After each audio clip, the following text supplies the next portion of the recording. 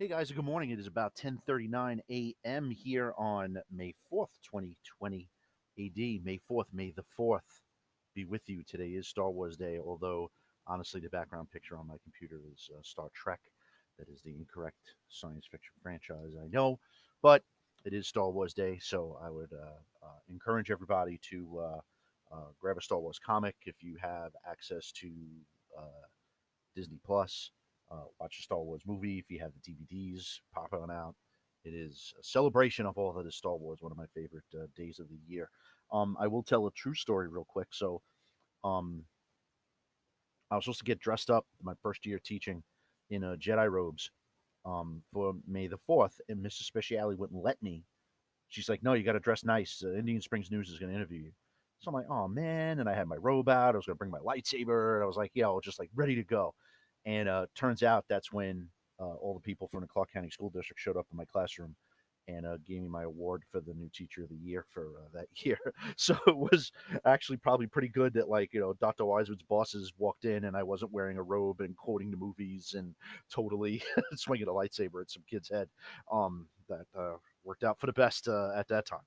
So anyway, I shared some information on cryptocurrency and how it works the other day, and I wanted to follow up with that a little bit. I know a lot of the sixth period boys have been asking for this, but my class in computer science and apps, my sixth grade girls, this is we learned about encryption and we learned about why it's important, and we were messing with making the codes and using the Caesar cipher, and that was all sort of fun. Cryptocurrency or bitcoins, as you probably have heard that term, is how you take those fun little games and use the complicated versions of that and make it useful and make it actually something that's used in the real world besides just sending coded messages to people. Um, so, as the name implies, cryptocurrencies are some type of financial instrument that isn't backed by a government, but is backed by a concept. It's backed by math. It's backed by computer science technology. Is really one of the best ways to describe it. Where if you've watched a video, if you didn't yet, go back to that video that I put on Google Classroom. It's hosted by a YouTube channel called SciShow, which is really good, and it explains how cryptocurrencies work. And basically, what it is just like a bunch of, once again, people that agree to a bunch of protocols that where cryptocurrency can be mined and then used on exchange where it's traded and has some type of value over time based on its usability, I guess maybe is one way to say it. Bitcoin is the most famous one. The link to this website I'm going to put on our Google Classroom when I'm done making this video. But I wanted to kind of skim through it a little bit with you just to show you how interesting it actually is. Um, yeah, one guy in 1998 come up with the concept of it, but it never went anywhere. This dude, Nick Szabo, is nuts. I know a little bit about this guy. He's a computer scientist, but he's one of those that believe like he's trying to support people creating like hard drives where you can save your consciousness and elongate your life and make yourself immortal by uploading yourself to a computer, like kind of stuff. Like this dude is like really out there. So I find that to be a fascinating character. You should look up this guy and read up on him a little bit because he's a little he's interesting stuff. And I'm not saying he's entirely wacky, but definitely a futurist. Okay, is the term that I guess I would use. So in October of 2008, you had Satoshi Nakamoto published a white paper. I'm going to explain that in a second, called Bitcoin, a peer to peer electronic cash system, describing the functionality.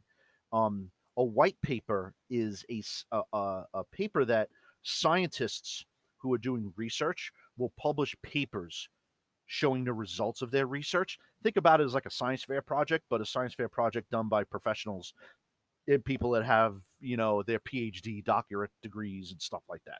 That's really all it is. It sounds kind of simplistic, but that's really what it all is. And white papers are usually submitted by students in universities, scientists doing research in conjunction with universities and all that.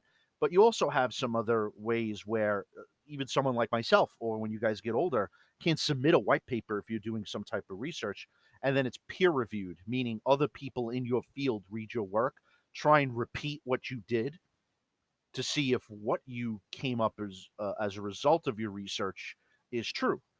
So this guy Satoshi Nakamoto wrote a paper, and I have the paper right here. Submitted this paper on Bitcoin, a peer-to-peer electronic cash system. So Bitcoin is the term that this guy came up with, and he explains in detail how cryptocurrency works. Everything in the video, the SciShow video that's on there, goes through this. But this is the actual copy of the original document that this guy created.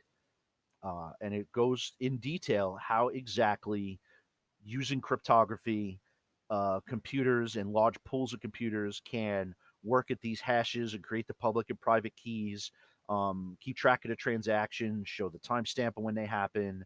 You get rewarded when you're mining by solving these math problems, where that's how you get bitcoins.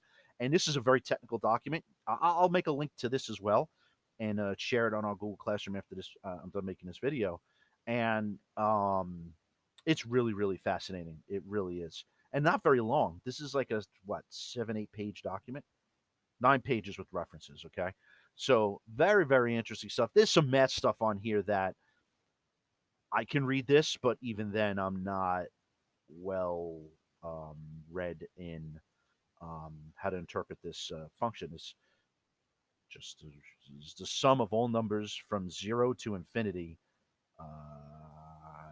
Delta is z times q to the p, which is like some type of probability thing.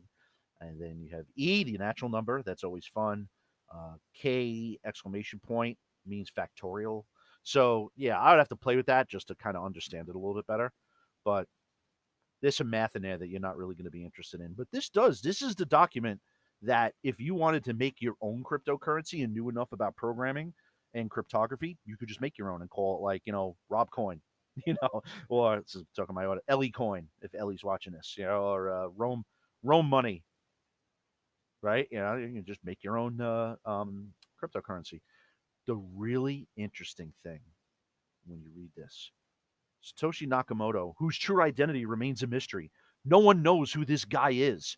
There have been, for years, people searching through the internet in real life, hunting people down. If you look at the document, the guy's got an email address there, but like it doesn't, you can't tell who owns that email address. No one knows who this person is. It's a total mystery. How crazy is that? That there is a multi-billion, I think at this point, dollar industry surrounding Bitcoin and is created by a guy who we have no idea who it is. That's nuts to me. It really is. This is interesting here because I want to bring up. Hold on, let me bring up the calculator. Okay, so we're going to use a calculator in a second. Let me just minimize it. The first recorded purchase of goods was created when Laszlo. Look at this guy's name, Laszlo. Ellie, you might have to help me if this is Polish because I forgot how to pronounce the CZ the right way. So I'm not even going to bother. If that's a Polish name, Ellie, email me like the phonetic, like the sounds of how you would pronounce that. Bought 2 pizzas for 10,000 Bitcoin. So when this person did this in 2010, Bitcoin was not really worth anything, right? Bitcoin today is worth about $8,000 a Bitcoin. So you tell me what number that's going to come up to times 8,000. $80 million. This idiot bought 2 pizzas for 10,000 Bitcoin, where if he would have held on to it, he'd have $80 million right now. Think about that for a second. There was an exchange called Bitcoin Market, which now doesn't work. Um, we're going to talk about this here in a second as well, because this is a really crazy story too. You started having some rival cryptocurrencies. One of them is called Ripple. Litecoin is another one that's been around for a little bit. MT was an exchange that cryptocurrency like Bitcoin was traded on. Um, Bitcoin at one point was up at $30,000 a coin. It's not that high right now. It's about 8,000. MT actually started out Magic the Gathering online exchange. It was an exchange where you could trade online Magic the Gathering cards. If anybody's played Magic the Gathering online, hit me up because I play that as well. I haven't played in a long time, but I love Magic the Gathering. That's like one of my favorite geeky activities to do. Anyway, This originally started out as an online exchange for Magic the Gathering cards. Well, they started using it for Bitcoin trading, and it got hacked, and about 850,000 Bitcoin was stolen from it, which at the time was worth 460 million. Now that value is about $3 billion. So the price took a really big hit. Um, Hacking is always a worry, but it hasn't happened in a long time now either, because the software where the exchanges all lie are a little bit more advanced. You have web apps like Coinbase is the one that I use, because I own like a little bit of Bitcoin, but I only own like a fractional share that's only that not worth very much. But I do own a little bit of it, and that's so you can read through the rest of this. I'm not going to go on. I just wanted to get up to that part with MT Gox because that's interesting.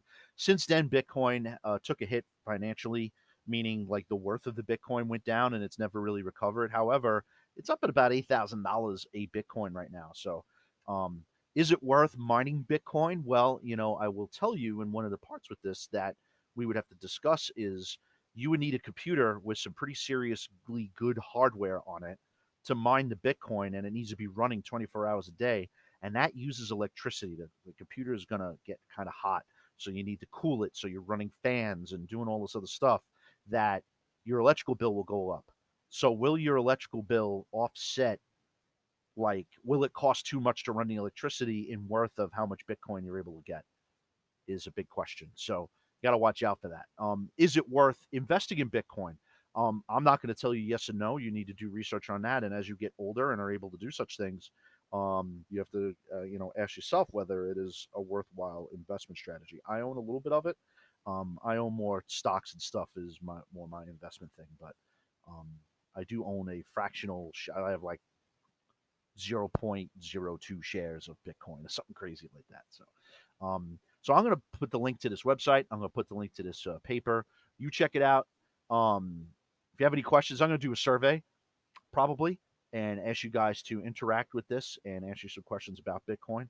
And I'll post that up during the course of today as well. So we'll have something to talk about when we have our online meeting. I hope everybody is being safe. Enjoy the rest of the week. I'll speak to you all at our video conference and take care. Talk to you later.